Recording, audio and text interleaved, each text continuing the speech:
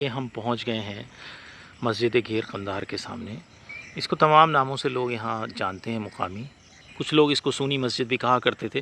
کیونکہ ایک وقت میں یہاں سے آبادی ہجرت کر کے پاکستان چلی گئی، اور یہ مسجد کے سامنے جو تمام علاقہ تھا، یہاں پہ ایک سکھ خاندان نے کھیتی شروع کر دی اور آس پاس جنگل تھا، تو اس لیے اس مسجد کا نام سونی مسجد پڑ گیا۔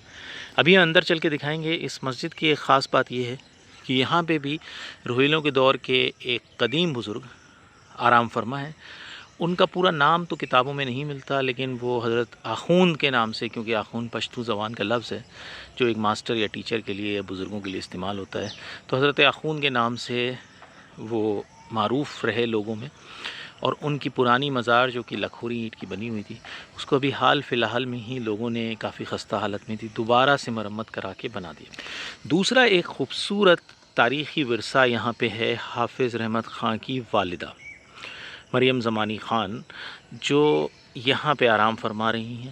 اور اسی کے قبرستان میں حافظ رحمت خان کی کچھ اولادیں جو ان کی زندگی میں ہی فوت ہو گئی تھیں، وہ بھی آرام فرما رہی ہیں۔ مسجد کی تاریخ اور مسجد کی بنا کے بارے میں ابھی ہم تھوڑی دیر میں عرض کریں گے،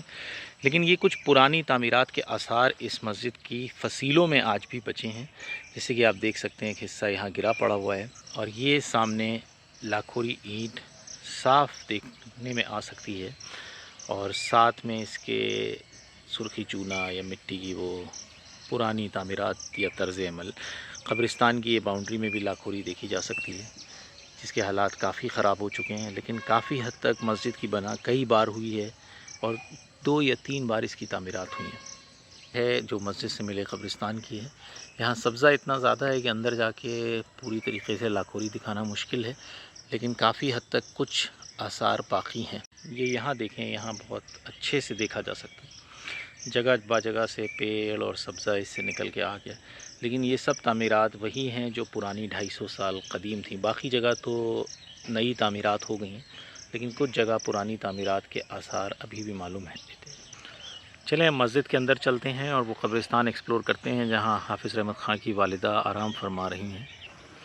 یہ مسجد کی تعمیرات ہے جو کہ ابھی نئی ہے، فی الحال میں اس کو بنایا گیا ہے، اور اکثر نو اس کی تعمیر کی گئی۔ یہ حضرت آخوند صاحب رحمۃ اللہ تعالی علیہ کا مزار ہے، جہاں یہ لکھا ہوا ہے کہ 250 سال قدیمی، نئی تعمیر 2015، جن کا ذکر میں نے ابھی کیا تھا۔ یہ ان کی قبر ہے۔ یہاں پہ میں نے خود دیکھا ہے کہ پہلے ایک لاکھوری اینٹ کی بہت پرانی قدیم قبر ہوا کرتی تھی۔ پاکستان ہے جہاں بہت ساری پرانی قبور ہیں، زیادہ تر اس کے اندر کچی ہیں، اور کچھ نمایاں لوگوں کی پکی قبریں بھی موجود ہیں۔ رحمت خان کی والدہ کی تربت ہے، جناب مریم زمانی خان کی۔ یہاں پہ ایک تختی بھی لگی ہے، جو بعد میں کراچی سے کوئی صاحب آئے تھے جو حافظ رحمت خان کے خاندانی تھے سن 1960 کے دور میں، تو انہوں نے اس کی اپنی کتابوں اور خاندانی دستاویز سے شناخت کر کے یہاں پہ ایک کتبہ لگایا۔ اس کتبے کو لوگوں نے پتائی کر دی ہے، جس کی وجہ سے یہ تھوڑا سا گندہ ہو گیا ہے، لیکن اس کو پاس سے جا کے دیکھنے کی کوشش کرتے ہیں۔ ہاں دیکھیے لکھا ہوا ہے مزار شریف، بی بی جی صاحبہ والدہ ماجدہ نواب حافظ رحمت خان والی روہیل کھنڈ رئیس الملک افغانستان، اور یہاں پہ وہ تاریخ بھی پڑی ہوئی ہے جس تاریخ میں ان کی پیدائش ہوئی، اور نیچے ان کی وفات کی بھی تاریخ پڑی ہوئی ہے۔ وہ دن تھا 14 جنوری 1761، جب پانی پت کی فائنل لڑائی تھی۔ اس دن سے ایک دن قبل رات میں حافظ رحمت خان کو یہ خبر ملی کہ ان کی والدہ کی فوتگی ہو گئی ہے، تو باقاعدہ نواب حافظ رحمت خان کی تاریخ پہ جو نواب مستجاب خان نے جو کتاب لکھی ہے فارسی میں گلستان رحمت، اور اس کو بعد میں چارلز ہیملٹن نے انگلش میں ٹرانسلیٹ کیا، اس کے اندر باقاعدہ اس بات کو، اس ایپیسوڈ کو مینشن کیا گیا ہے کہ اس دن نواب صاحب کے کیمپ کے اندر بہت افسردگی رہی۔ احمد شاہ ابدالی نے خود وزٹ کیا اور ایصال ثواب کیا، اور اس لیے حافظ رحمت خان خود پانی پت کی لڑائی میں اس دن نہیں لڑے، اور ان کے بیٹے اور تمام لوگ، ان کے جنرل اور ساتھ میں جو لوگ تھے، وہ اس دن لڑائی میں شریک ہوئے، اور واپس پیلی بھیت آنے کے بعد، جنگ کے بعد، سب سے پہلا کام کیا حافظ رحمت خان نے اپنی والدہ کی قبر پہ حاضری دی، اور آگے لکھتے ہیں گلستان رحمت میں، اس کے بعد سے معمول تھا کہ حافظ صاحب جب بھی پیلی بھیت سے باہر نکلتے تھے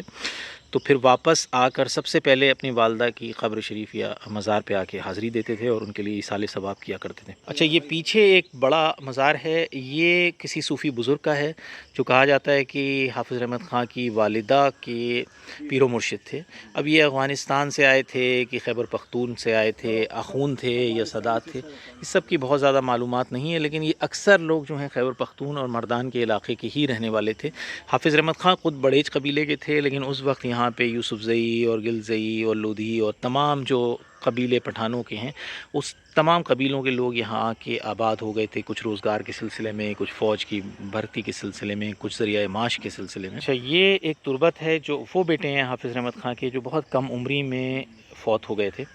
کتابوں میں ڈھونڈ کے ان کا نام نکالنا پڑے گا۔ حیات حافظ میں سید الطاف حسین بریلوی نے جو کتاب لکھی ہے وہاں حافظ رحمت خاں کی تمام اولادوں کا ذکر ہے۔ کم و بیش میرے خیال سے 14 یا 15 بیٹے تھے اور 7 بیٹیاں تھیں۔ اچھا، یہ دوسرے بیٹے کی تربت ہے، اب ان کا بھی نام اور چیزیں جو ہیں تاریخی دستاویز سے نکالنا پڑیں گی۔ یہ بھی کچھ قدیمی قبریں ہیں لیکن ان کے نام نہیں معلوم ہیں کون لوگ ہیں، یہ وہی روہیلہ ہیں یا اس کے بعد کے کچھ لوگ ہیں۔ یہ سال میں چسپ کیا گیا کچھ دن بعد جب مسجد کی تیسری تعمیرات ہوئی، تو یہاں ذکر ہے کہ اس مسجد کی پہلی تعمیر دوران حکومت جناب حافظ رحمت خاں نواب الملک رحمۃ اللہ تعالیٰ علیہ کے دور میں 1742 سے 1774 کے درمیان میں ہوئی۔ دوسری تعمیر، یہ مسجد دوبارہ سے خستہ حال ہو گئی تھی، تو یہاں کے جو بزرگ، یہاں کے جو زمیندار تھے جن کے نام کی باہر ایک تختی لگی تھی روڈ پہ، اصغر یار خاں، ان کو میاں صاحب بھی کہتے تھے، انہوں نے اس کی تعمیرات کی اور سن 1900 کے اول دور میں یہ تعمیر مکمل۔ اور تیسری تعمیر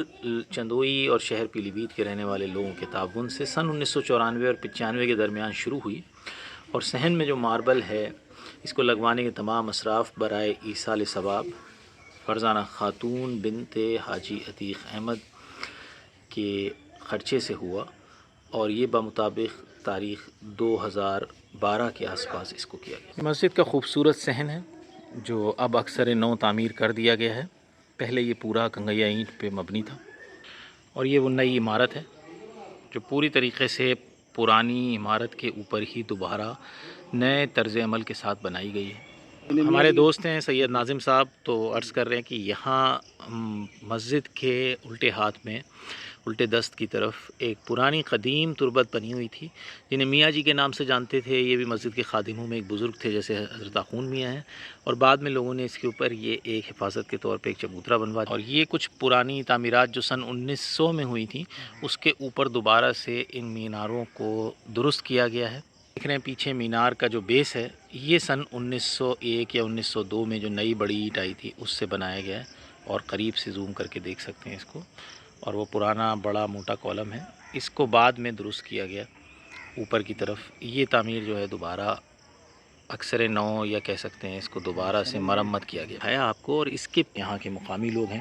المختصر یہ اس مسجد پہ، مسجد گھیر قندھار اور اس کے قبرستان اور اس لوکیلٹی پہ ہمارا یہ ایک چھوٹا سا بلاگ تھا، کیونکہ بہت کم لوگ اس کے بارے میں جانتے ہیں۔